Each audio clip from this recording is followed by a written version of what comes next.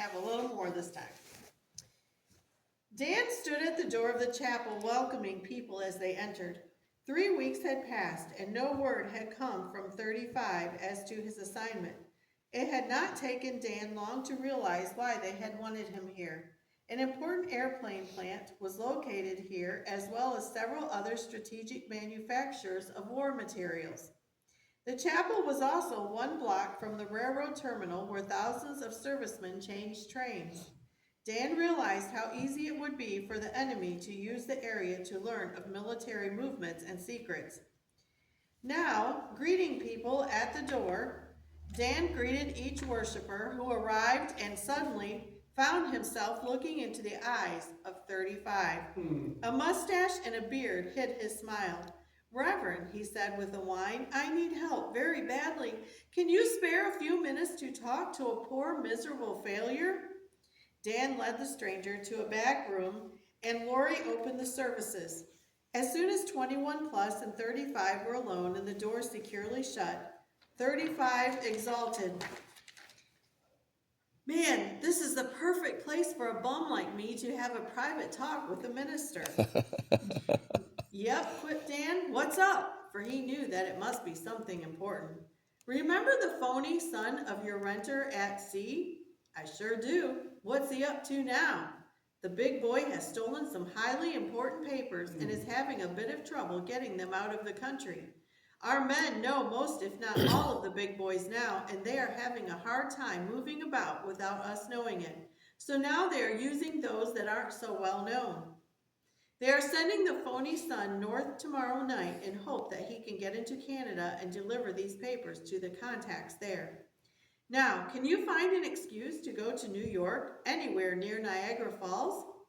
"I have an invitation to preach in one of the cities up there anytime I can come." "Good," said 35, brightened as he heard Dan's answer. "You know this fellow better than anyone, and none of the men in the North know him. We don't know where he has the papers or how he plans to get them out of the country. All we know is that he will have them somewhere. You will be covered by one of my best men, and he is big enough to protect you. You don't know him, and don't try to identify him. Let him handle the rough stuff. We don't want to lose you." "Here's a blank ticket. A blanket ticket that we will get you to the border and back, and here's some money. Now, what else can I do for you?" Dan thought, and then slowly said, "Tell me after service and urge me to come to New York this Sunday. That way I can truthfully say I was urged to come." Following the service, the call came with the urgency for him to come to New York, and he agreed. The next day, Dan left for the bus station. Once there, he quickly entered a restroom booth, did a bit of amateur disguising, and walked out to watch as the buses came and went, and finally on the northbound bus he spotted his man. The driver accepted his ticket, and Dan barely breathed as he moved down the aisle, for the agent was watching closely everyone who got on board. What the agent didn't notice was the large, muscular man who came aboard after Dan and took a seat a short distance farther back. Dan secretly hoped this was his bodyguard.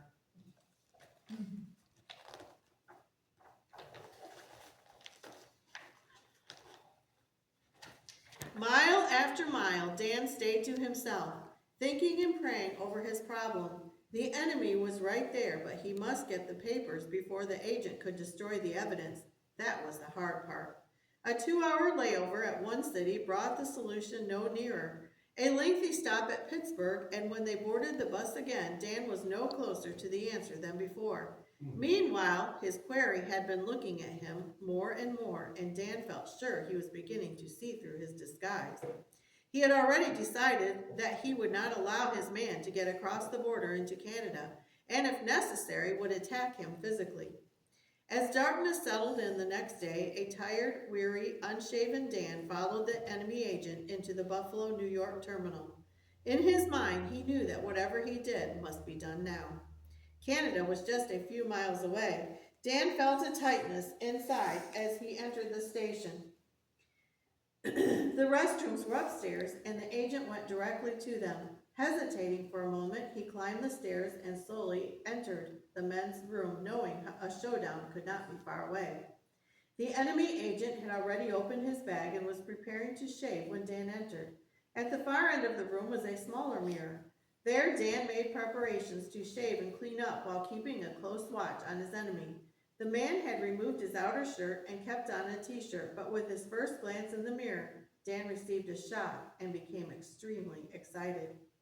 The man was wearing the regular dog tag identification around his neck, but attached to that was a string which went beneath his t-shirt. The bulging place under the shirt told Dan instinctively that here were the missing papers. The battle of nerves that took place during the next few minutes can hardly be imagined. Each of them were carefully watching the other while he tried to shave. Each knew that he had been recognized, and each was waiting for the other to make a move. When their shaving ended, each tried to delay the next move so that the other would take the lead. And then it happened. The door opened and 5 young men came in. In an uproarious condition, they were on their way to drunkenness. One of them carried a large grocery sack, and they were soon pulling out bottles of beer. Suddenly, a light came over the face of the enemy agent.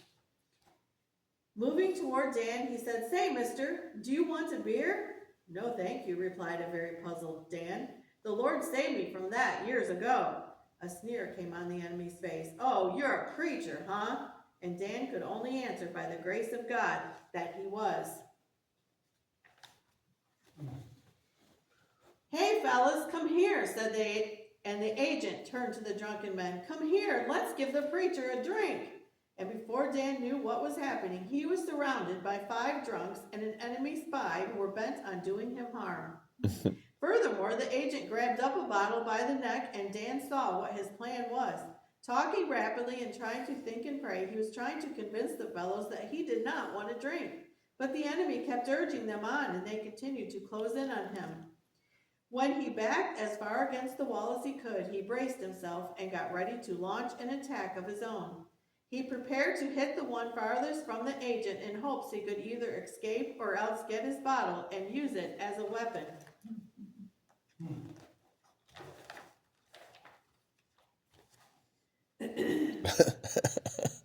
He prepared for a rush at them when suddenly the door flew open and what looked like the biggest man Dan had ever seen came barging into the room. "What's going on here?" he bellowed and pushed them apart as though they were nothing.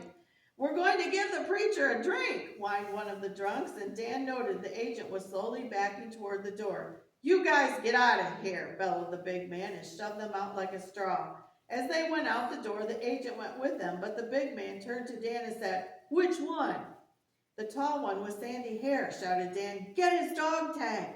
The door slammed shut and Dan stood alone, too shaken to move for some moments. Once again he had been near death, and once again he had been delivered. It had to be the Lord that protected him. Picking up his bag, he slipped into a booth, latched the door, and silently gave vent to his feelings, while at the same time thanking God for his protective care. For a long time he sat quietly trying to decide what to do. It seemed evident to him that he had failed in this mission. His quarry was gone with the secret documents, his identity had been revealed to the enemy, and now he was more marked than ever. Some 2 hours had passed before he could get up the courage enough to contact 35. Finally, he found a secluded phone booth in the terminal and dialed the special number. 21 plus calling 35. Leave the number where you are and he will contact you in a few minutes. He didn't have long to wait. And when he said hello, he was both surprised and delighted. "Congratulations," boomed the voice of 35. "You really did a good job, and I'm sure Mr. Big will want to see you now." "Wait a minute," said Dan's voice. It was pleading. "I don't know what you're talking about. I failed on this assignment, and I'm ready to resign." "I'm sorry, 21 plus," came the truly concerned voice from the other end. "I forgot you didn't know what happened. Man, you didn't fail. You played it just right, and that part of the story is closed." "You mean the enemy didn't get away and he didn't get the papers to Canada and the enemy agents don't know who I am?" "That's right, son," said 35, spoke almost fondly to the scared young creature. "No, you didn't let him get away, And the papers are back in our hands, and he is dead, so he will never be able Oh. to tell anyone who you are. Dan did preach in that other city on Sunday, and when he arrived back home, he could honestly tell Lori and the boys about the nice weekend he had enjoyed in New York City. But it was a long time before his nerves calmed down again. Yeah.